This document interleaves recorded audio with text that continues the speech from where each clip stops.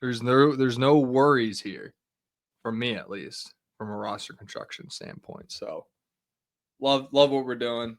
Huge weekend. So you told me 4. We just listed 5 commits. Correct. It was 5. I also tweeted 4. Wow. It's 5. It was 5. Yeah, and somehow we dropped in the rankings, but no, I think we went. I actually think we went up, but I'm not entirely sure. It's I think the class is at 18 now.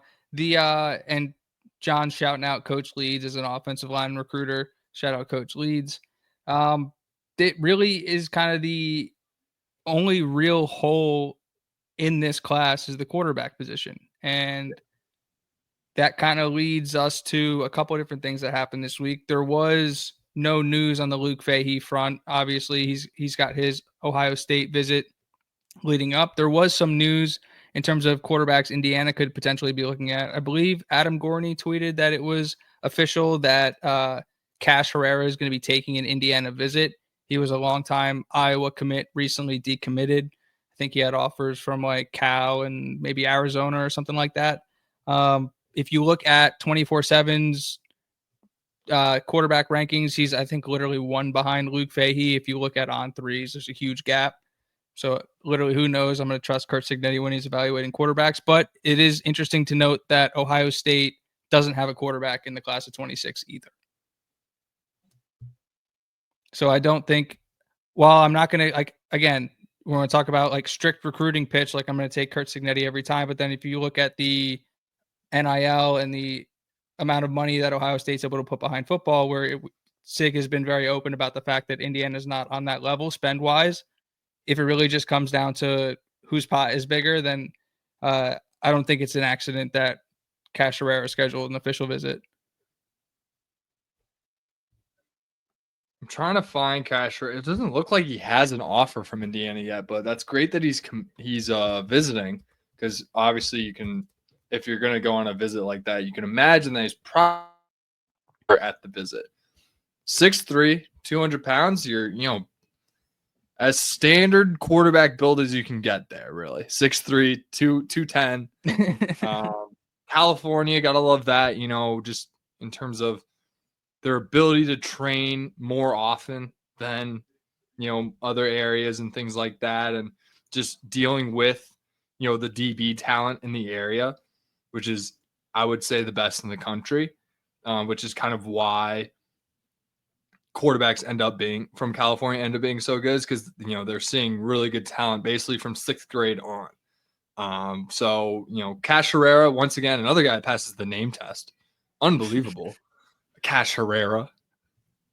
But yeah, I'm not going to talk too much about a guy that doesn't have an offer, hasn't committed yet, but excited to eventually we will have a quarterback commitment, as it is really important. And it does feel like we're behind, and that's why we're not seeing any receiver commitments quite yet from this in this class. Yeah, that's the other thing is Jaquaden Guilford, who is, I believe he's Fort Wayne, Indiana. He set a commitment date, June 27th. His top 4 is Indiana, Michigan, Ohio State, and Ole Miss. He was at Ohio State today with a bunch of other 5 and 4 stars working out with Brian Hartline. So again, it's another guy who Ohio State's in on, Indiana's in on. We're going to get probably decisions from him and Fahey around the same time. It would be kind of funny if they were both at Ohio State. I don't know if Guilford's going. I don't know where he's going this weekend. I have no idea. But I'm saying if he happens to be at Ohio State and those two end up talking and going to Indiana, that would be hilarious. But we'll see. We'll see where Indiana stands with those guys. But other than that, a lot of positive momentum on the trail, and there's these guys are building a lot of momentum that they're not just like letting go to the wayside. They're actually just stacking and stacking and stacking. Like the fact that it was a massive weekend 2 weekends ago, and then this week they had 5 commits. It was like, it felt like somebody was committed every day. It's actually insane. I think somebody has committed every day. Pretty awesome that they're able to take in guys at that rate. You don't see it too often.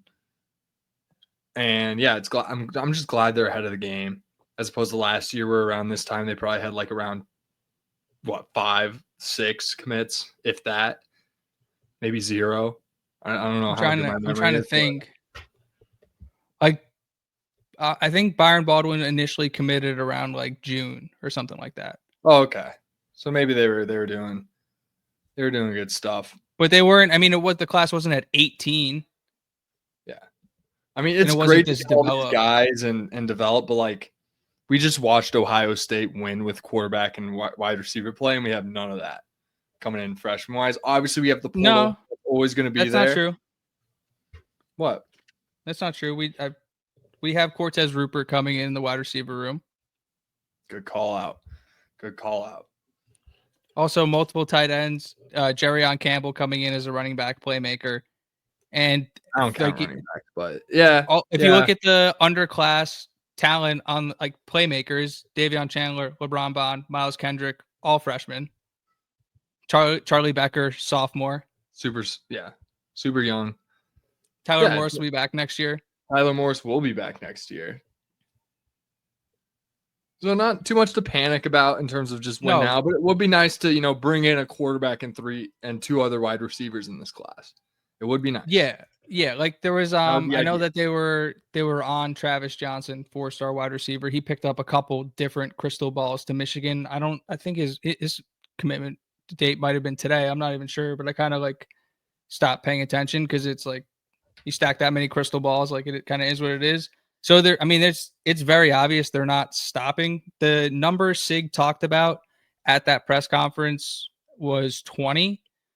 I feel like that's a give or take. I'm not going to hold him to that. I'd be stunned if they were done at 18. I wouldn't be surprised if they went to 24 or if it was 19 though. You know what I mean? Like I'm not going to hold them clear to 20, but definitely something to keep an eye on as the number in this class does go up, and we know they're going to add a quarterback. At typically least. The standard number is 25. I want to make that super clear.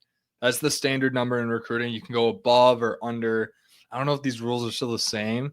I haven't read up on them since then, but it basically matters. I'm assuming the recruiting rules probably changed. Your early enrollees actually count toward your previous class numbers.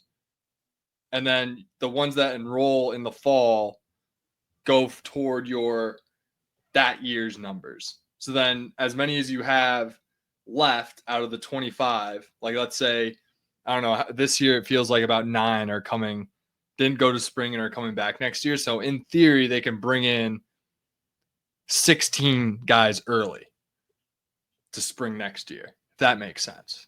Did I do a good job explaining that? I think I'm still lost, to be honest. So give me an example. Okay. Davion Chandler enrolls in the fall. That counts as 2025. The guys that came in early, they actually count toward the previous year's numbers because they came in early during that cycle. So with whatever the number is for the amount of guys that they're bringing in into the fall, the freshman guys that didn't play in the spring, weren't enrolled yet, that number subtracted from 25 is the number of people that they can bring in early from this class. And that translates year over year over year. And so in that sense, you can go over the number, the 25 number, if you want to. I don't know if these are still the rules, to be honest, but that's how it used to be. I'll take your word. The fact that I know that is concerning. It is concerning. Well, it's because you've gotten 14 years of Phil Steele, Brad. And also, I was, back in the Jim Mora days, I mean, they were killing it on the trail. So I was all over what they were doing. The Roquan Smith commitment. Do you remember that on signing day? No. Roquan Smith on signing day put up UCLA football gloves, 4s up, committed to UCLA. Within 24 hours, the Atlanta Falcons, Georgia's team, by the way, he's from Georgia. He picked UCLA over Georgia. Within 24 hours, the Atlanta Falcons hire UCLA DC Jeff Ulbrich, now the DC at the Jets, hire him within 24 hours. 24 hours after that, Roquan Smith still hasn't signed, never signed the papers, decommits from UCLA, goes to Georgia. Obviously, the rest is history. I know for a fact there was collusion there. I'm not over it, but like I said, that's how in depth I followed recruiting way back in the day. You're saying the Atlanta Falcons hired Jeff Ulbrich so to that collude Georgia. with the Georgia Bulldogs, yeah, because they're both from Georgia. God, I don't know if I can co-sign that, but I'll put win behind it. I mean, there's ridiculous win behind it for sure. Is it real? I don't know, but That's crazy. Come on. Of all the 32 NFL teams that wanted to hire Jeff Ulbrich, it's the Atlanta Falcons. Come on. Come on. Seriously? Really?